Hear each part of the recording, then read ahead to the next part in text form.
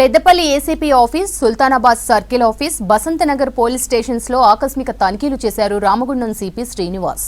Police స్టేషన్లోని record రూమ్లను, police control రూమ్ను, పరిసరాలను పరిశీలించారు. చట్ట వ్యతిరేక కార్యకలాపాల నియంత్రణ కోసం పెద్దపల్లి పిఎస్ పరిధిలో ఆపరేషన్ గరుడ పేరుతో నిఘా ఏర్పాటు చేస్తామన్నారు. 10వ తరగతి ఇంటర్మీడియట్ విద్యార్థులు పరీక్షల్లో మాల్ ప్రాక్టీస్ కు పాల్పడితే చర్యలు తీసుకుంటామని హెచ్చరించారు. పోలీసులు, పోలీస్ పిల్లలు, క్రీడాకారుల ప్రాక్టీస్ కోసం సిఐ జగదీష్ ఏర్పాటు చేసిన mini gym, shuttle court, cricket net practice తో పాటు బార్ జిమ్ ప్రారంభించారు సిపి శ్రీనివాస్. 12 మెంబర్స్ లో ఇంత పెద్ద టౌన్ ని ఎలా మానిటర్ చేయాలి అని సడన్ గా వస్తే ఇవి సీసీ కెమెరాస్ చూసాం. సీసీ కెమెరాలు చూస్తే అది ఫిక్స్డ్ గా ఉన్నాయి. అంటే ఫిక్స్డ్ గా ఒక ఏరియా వరకే చూపిస్తారు. దాని తర్వాత అది పక్క జరగదు, ఏం జరగదు, ఒక యాంగిల్లో ఉంది. సపోజ్ నాకు సీసీ కెమెరా వెనక దిక్కు ఏదైనా జరిగింది అనుకో, నాకు తెలియదు. మళ్ళీ ఆపోజిట్ డైరెక్షన్లో ఇంకో సీసీ కెమెరా ఉంటే తప్ప.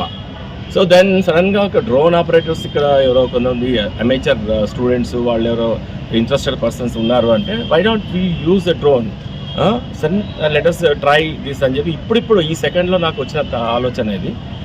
దాన్నే ఒక బర్డ్స్ ఐ వ్యూ, అంటే మొత్తం ఒక పక్షి పైనుంచి ఎలా చూస్తుందో మొత్తం టౌన్ అంతా, ఎలా గద్ద అయితే చాలా వైడ్ ఏరియా చూస్తుంది. అది నథింగ్ బట్ గరుడ అనేసి ఇప్పుడు ఆటోమేటిక్గా వచ్చింది.